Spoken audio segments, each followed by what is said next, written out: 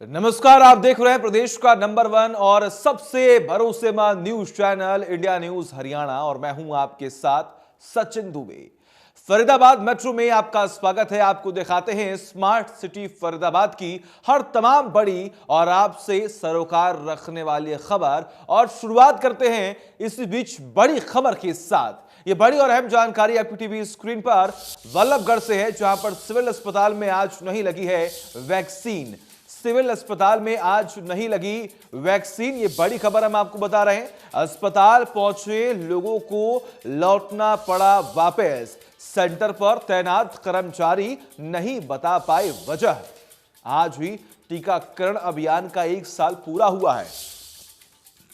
और तमाम जानकारी के लिए हमारे साथ हमारे सहयोगी देवेंद्र कौशिक जुड़े हुए। देवेंद्र, क्या वजह बताई जा रही है, आखिर क्यों नहीं आज वैक्सीन लोगों को लग पाई? बिल्कुल सचिन, देखिए जिस तरह आप जिक्र कर रहे हैं कि आज को ये जो वैक्सीन है कोरोना की, इसको 1 साल पूरा हो गया है और ऐसे में जी। कहीं ना कहीं इसे एक बड़ी उपलब्धि के, क्योंकि विश्व भर में अगर सबसे बड़ा वैक्सीनेशन अभियान था तो वो इंडिया में चलाया गया था, भारत में चलाया गया था। उसी का एक आज 1 साल पूरा हुआ है और ऐसे में लेकिन संडे का दिन होने के चलते कुछ लोग वैक्सीनेशन सेंटर पर पहुंचे थे, लेकिन उन्हें वहां से खाली हाथ लौटना पड़ा, वापस लौटना पड़ा। तो ऐसे में ये बल्लभगढ़ सिविल अस्पताल की तस्वीरें सामने आई हैं। एक बड़ी लापरवाही के तौर पर इसको देखा जा रहा है, क्योंकि संडे का दिन इसलिए लोगों के लिए लोग चुनते हैं क्योंकि अगर कामगार हैं, वो कहीं कंपनी में काम करते हैं या ऑफिस में काम करते हैं, तो उनके पास में आज का दिन छुट्टी का दिन होता है। तो ऐसे में वो जाकर अपना वैक्सीनेशन करा सकते हैं और इसीलिए वहां लोग पहुंचे थे, लेकिन उन्हें वहां से वापस आना पड़ा। और वापस आने की वजह ये रही कि वैक्सीनेशन सेंटर को बंद कर दिया गया था। जो वहां स्वास्थ्य कर्मचारी हैं, उनकी तरफ से ये जरूर कहा गया कि संडे है, संडे के दिन बंद रहता है। लेकिन सबसे बड़ा जो सवाल है वो इसी बात को लेकर है कि अगर संडे के दिन बंद किया गया है वैक्सीनेशन सेंटर को, तो आगे आखिर इस अभियान को आगे कैसे चलाया जाएगा? बड़ी लापरवाही इसलिए भी कहा जा रहा है कि अगर फरीदाबाद की बात करें तो ऐसे 1 लाख से ज्यादा लोग ऐसे हैं जो दूसरा वैक्सीन लगवाने के लिए नहीं पहुंचे। एक बड़ी चुनौती हेल्थ डिपार्टमेंट के सामने पहले से ही है, लेकिन दूसरी है इस तरह की अगर लापरवाही बरती जाती है तो वैक्सीनेशन के अभियान में कहीं ना कहीं धक्का लगता हुआ दिखाई देता है। और इसके पीछे जो है सवाल जो खड़े हो रहे हैं वो भी हेल्थ डिपार्टमेंट पर ही खड़े हो रहे हैं। साफ तौर से जब इतनी बड़ी लापरवाही देखी गई तो डॉक्टर्स की तरफ से कुछ भी कैमरे पर बोलने से मना कर दिया गया। तमाम तरह के बहाने जरूर बनाए गए, लेकिन वहां जो लोग पहुंचे थे वो साफ तौर से कहते हुए दिखाई दिए हैं कि वैक्सीनेशन सेंटर पर वो वैक्सीन लगवाने इसलिए पहुंचे थे क्योंकि छुट्टी का दिन है, कंपनी से उनकी जो हाजिरी है वो नहीं कटेगी और उनकी जो सैलरी है वो नहीं कटेगी, इसलिए संडे का दिन उन्होंने चुना था। लेकिन वापसी आना कहीं ना कहीं एक बड़े सवाल खड़ा कर रहा है। और ये लापरवाही जिस तरह से कोरोना के लगातार मामले फरीदाबाद में 1000 से ज्यादा मामले रोजाना आ रहे हैं, तो आप समझ सकते हैं कि ऐसे में जो संक्रमण की दर है वो पहले से ही तेज है। और ऐसे में इसीलिए तमाम जो लोग हैं कहीं ना कहीं अब जागरूक होते हुए इस वैक्सीनेशन को लेकर हैं और इसीलिए वो सेंटर पर पहुंच रहे हैं, चाहे 15 से 18 साल के बच्चे हों, सचिन, या इससे ज्यादा के जो डबल वैक्सीनेटेड होना चाहते हैं। लेकिन बल्लभगढ़ में ये जो लापरवाही है वो बड़ी लापरवाही के तौर पर इसे देखा जा रहा है। नहीं, बिल्कुल देवेंद्र, ऐसे में अगर हम बात करें तो देखिए, संडे और शनिवार की अगर हम बात करें तो ये 2 दिन वो हैं जिस दिन लोग ऑफ पर आते हैं और एक अधिक संख्या में लोग जो है वो वैक्सीनेशन सेंटर पर पहुंच सकते हैं। लेकिन अगर इस तरीके से एक बड़ी लापरवाही अगर बढ़ती जाएगी, सरकार ये जोर दे रही है कि हमें वैक्सीनेशन को लेकर काम करना है, जो बच्चे हैं उन पर भी वैक्सीन का असर अब देखने को मिल रहा है, लेकिन अगर उसके बावजूद भी, आदेश के बावजूद भी लापरवाही होगी तो आखिर कैसे हम वैक्सीनेशन को लेकर एक नया जो कीर्तिमान है वो कायम कर पाएंगे? बिल्कुल, सबसे बड़ा सवाल इसी बात को लेकर है। हेल्थ डिपार्टमेंट की तरफ से तमाम कोशिश की जा रही हो और जब प्रशासनिक स्तर पर भी तरह तरह के अभियान चलाए जा रहे हो और वैक्सीनेशन के लिए लोगों को जागरूक किया जा रहा हो और बाकायदा हेल्थ डिपार्टमेंट की तरफ से कई बार ऐसा हमने देखा है कि छुट्टी वाले दिन उन डिपार्टमेंट को पता होता है कि लोग ज्यादा पहुंचेंगे वैक्सीनेशन के लिए, तो अलग से कैंप भी ऑर्गेनाइज किए जाते हैं। धार्मिक और सामाजिक जो संगठन है वो आगे बढ़ चढ़कर इसमें चलिए, ठीक है, बिल्कुल, बहुत बहुत शुक्रिया आपका तमाम जानकारी के लिए देवेंद्र। लगातार नजर आप बनाए रखिए, तमाम अपडेट्स हम आपसे लेते रहेंगे। और इस बीच में एक बड़ी खबर सामने आ रही है, जहां पर आपको जानकारी दे कि फरीदाबाद में संक्रमण फिर से फैला है। फरीदाबाद में बीते 24 घंटे में 1396 नए मामले आए हैं सामने। ये बड़ी खबर, फरीदाबाद में 570 मरीज रिकवर भी हुए हैं। संक्रमण लगातार फैल रहा है, संक्रमितों की संख्या में इजाफा हो रहा है, मुश्किलें बढ़ रही हैं, प्रतिबंध भी लगातार लगाया जा रहा है। लेकिन हालांकि आपको जानकारी दें कि डिप्टी सीएम ने इस बात का जिक्र किया है कि प्रतिबंध नहीं, हमें सावधानी और बरतनी होगी। हमें इस बात का ध्यान रखना होगा कि हम जहां पर जा रहे हैं वहां पर हम अपनी सुरक्षा के लिए क्या कर सकते हैं। हालांकि जो गाइडलाइंस जारी की गई हैं सरकार द्वारा, अगर हम उन्हें फॉलो करते हैं तो हम इस वायरस से बच सकते हैं, इस नए नए वेरिएंट से बच सकते हैं। तो क्यों नहीं हम अपना कर्तव्य निभाएं। हमें लोगों को जागरूक करना है। आप खुद जागरूक रहिए। अगर आप कहीं पर भी जा रहे हैं, किसी भी भीड़ भाड़ वाली जगहों पर जा रहे हैं, तो आप प्रिकॉशन बरतें, अपने चेहरे पर मास्क लगाएं, गर्म पानी का सेवन करें, अपने हाथों को सैनिटाइज करें, बच्चों को भीड़ भाड़ वाली जगहों से दूर रखें, बुजुर्ग अगर आपके घर में है तो उन्हें भी भीड़ भाड़ वाली जगहों से दूर रखें। एक प्रॉपर डाइट, हेल्दी डाइट जो है उसका सेवन करें। तो अंत में जाकर कहीं ना कहीं आप इस वायरस से, इस नए नए वेरिएंट से बच सकते हैं। सरकार ने गाइडलाइंस जारी कर दी है। आपको करना सिर्फ इतना है कि आपको उन तमाम गाइडलाइंस को फॉलो करना है और आसपास के जो लोग हैं, आपके जो रिलेटिव्स हैं, आपके जो आस पड़ोस में हैं, उन्हें यह बताने की कोशिश करनी है कि आप सभी लोगों को वैक्सीन लगवानी है। तभी आप अंत में जाकर इस वायरस से बच सकते हैं, क्योंकि दो ही विकल्प है, सावधानी और वैक्सीन। तो फरीदाबाद में 570 मरीज रिकवर हुए हैं। बीते 24 घंटे की अगर हम बात करें तो 1396 नए केस आए सामने। लगातार संक्रमितों की संख्या में इजाफा हो रहा है। मौसम में बदलाव के बाद ये हम देख पा रहे हैं कि इस तरीके से संक्रमण जो है वो फैल रहा है। लेकिन बड़ी बात यह है कि सरकार ने भी इस बात का जिक्र किया है कि प्रतिबंध लगाने से कोई फायदा नहीं है, हमें आर्थिक गतिविधियों को चालू रखना पड़ेगा। लेकिन बड़ी बात यह है कि आपको सावधानी बरतनी होगी।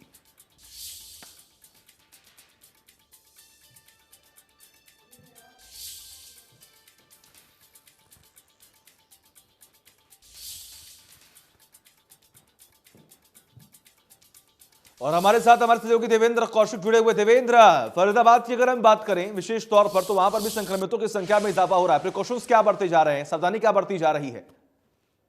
बिल्कुल, देखिए सचिन, अगर सावधानी की बात करें तो सरकार की तरफ से और प्रशासन की तरफ से, डीएम की तरफ से तमाम तरह के प्रतिबंध फरीदाबाद में भी लगाए गए हैं। क्योंकि पहले 5 जिलों को रेड जोन में घोषित सरकार की तरफ से किया गया था, उसके बाद में 19 जिले और अब पूरे हरियाणा में एक तरह से प्रतिबंध लगा दिए गए हैं। क्योंकि संक्रमण की जो दर है वो लगातार बाकी के जिलों में फैल रही है। ऐसे में लेकिन फरीदाबाद का खासतौर से अगर जिक्र करें तो यहाँ 1000 से ज्यादा मामले पिछले एक हफ्ते की बात करें तो लगातार सामने आ रहे थे। अगर फरीदाबाद के एक्टिव केस की भी आज तक की बात करें तो 10,000 के करीब फिलहाल एक्टिव केस फरीदाबाद में हो चुके हैं। तो ये बड़ा आंकड़ा है, बड़ी संख्या है संक्रमितों की जो फरीदाबाद में लगातार आगे बढ़ रही है। और आज की भी बात करें तो 1396 मामले आना एक बड़ी बात है फरीदाबाद में। आप इसी से अंदाजा लगा सकते हैं कि किस तरह से संक्रमण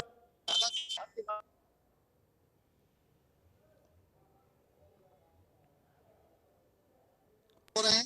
तो इसलिए आप समझ सकते हैं साफ तौर से कि ये जो संक्रमण की दर है वो अभी भी तेजी से फैल रही है। लेकिन राहत इसलिए क्योंकि घातकता इसकी कम है। इसके साथ साथ में बात जी बिल्कुल देवेंद्र, आप लगातार बने रहिए हमारे साथ, तमाम अपडेट्स हम आपसे लेते रहेंगे। संक्रमण फैल रहा है, सावधानी बरतने की जरूरत है और इसीलिए आपको विशेष तौर पर सावधानी बरतने की अपील भी लगातार सरकार और हम कर रहे हैं। वल्लभगढ़ में 15 से 18 साल के युवाओं के लिए वैक्सीनेशन कैंप लगाया गया है। कोरोना वैक्सीन लगवाने के लिए लोगों में भारी उत्साह देखा जा रहा है, तो वही स्थानीय लोग भी इसमें बढ़ चढ़कर हिस्सा ले रहे हैं। खासतौर पर युवाओं की बात करें तो युवा समाज सेवी योगेश शर्मा की माने तो वल्लभगढ़ के सेक्टर 62 में ये 25वां वैक्सीन कैंप उनकी तरफ से लगवाया गया है। वे खुद लोगों को घर घर जाकर जागरूक कर रहे हैं।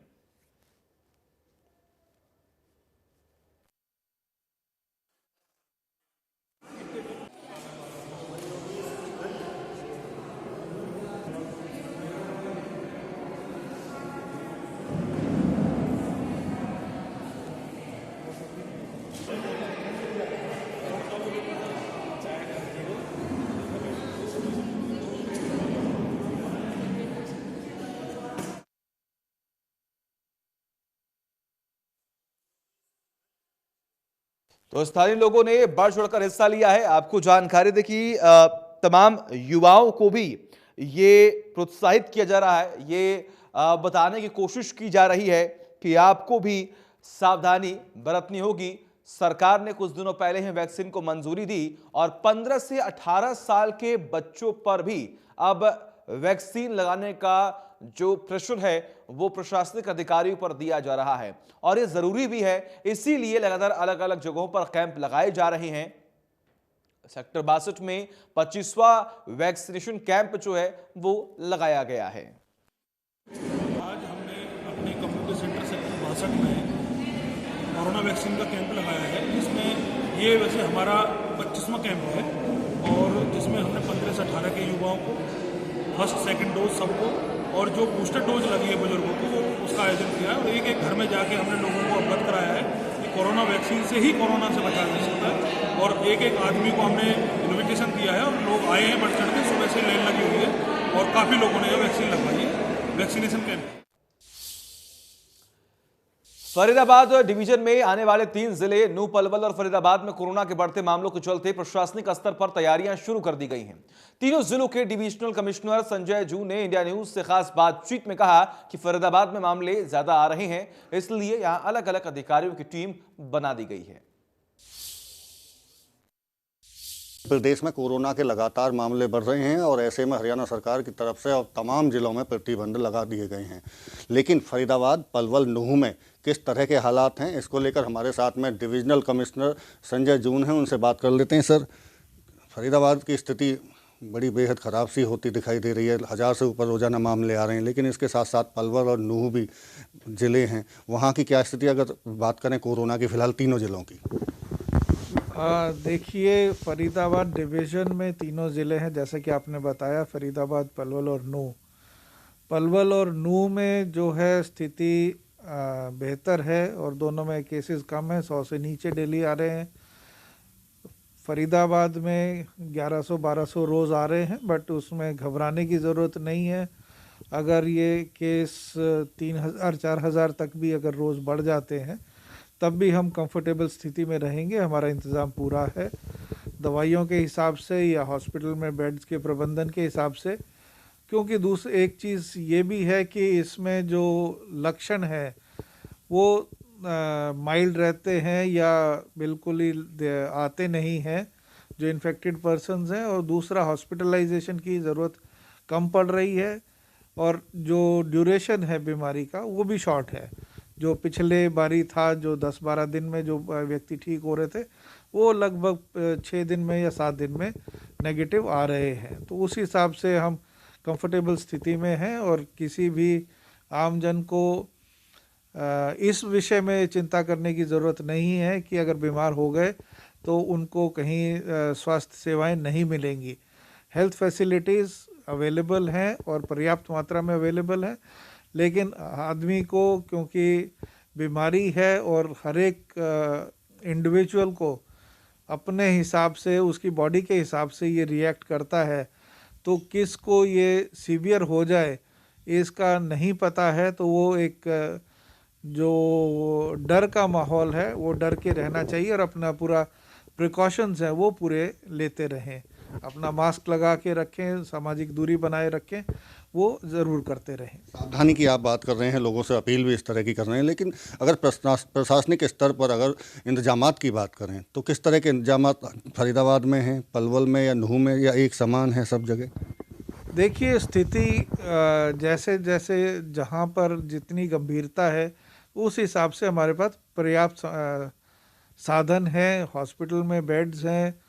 फरीदाबाद में क्योंकि केसेस पहले भी ज़्यादा थे, अब भी ज़्यादा हैं, उसी हिसाब से यहाँ पर फैसिलिटीज़ का भी ज़्यादा हमने इंतज़ाम किया हुआ है। चाहे वो हॉस्पिटल में बेड्स हैं, चाहे ऑक्सीजन सिलेंडर्स हैं, या DCCC जो हमारा केयर सेंटर्स हैं उसमें। तो उस हिसाब से किसी को कोई घबराने की ज़रूरत नहीं है। जहाँ कहीं भी किसी को आवश्यकता पड़ेगी उसका पूरा ख्याल रखा जाएगा। जिनका साफ तौर से कहना है कि हेल्थ स्ट्रक्चर तमाम पूरी तरह से तैयार कर लिए गए हैं। जैसे जैसे आगे बाकी अगर पलवल और नूह में ज़रूरत पड़ेगी तो उसी तरह से वहाँ भी इंतजाम किए जाएंगे।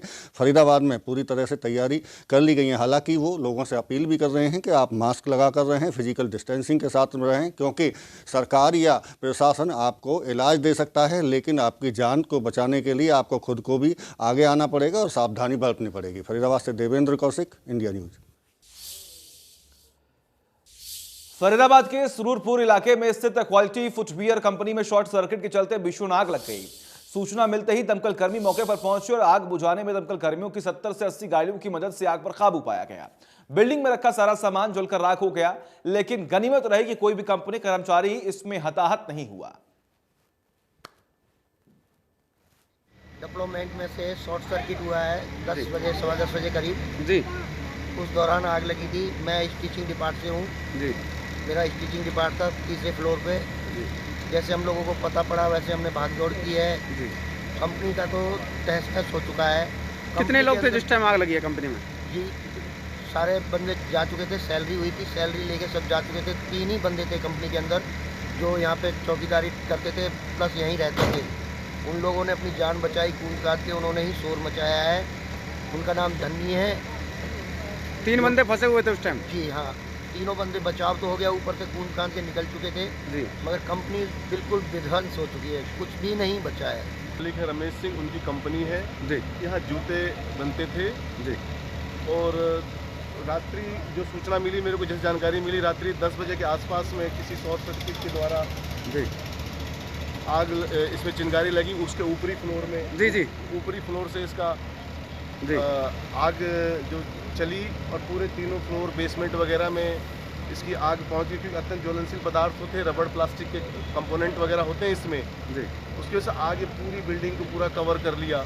जी। अभी हम लोग मौके पर आए हैं, देख आग अभी बुझ तो चुकी है पूरी तरह से, अभी नहीं, वहाँ पर बिल्डिंग पूरी तरह क्षतिग्रस्त हो गई है। किस नाम से कंपनी है सर ये? क्वालिटी फुटवेयर के नाम से कंपनी है। सर्दी के मौसम की पहली बारिश फसलों के लिए वरदान साबित हो रही है। ये बारिश न सिर्फ गेहूं बल्कि गन्ना, सरसों, चना के अलावा सब्जियों में आलू, टमाटर, मटर आदि सभी फसलों के लिए लाभकारी है। किसानों का कहना है कि पिछले साल की तुलना में जिले में बारिश फरीदाबाद, पलवल और हथीन में ज्यादा हुई है। कृषि विशेषज्ञों ने इस बारिश के बाद किसानों को सूरजमुखी की फसल की बुआई करने की भी सलाह दी है।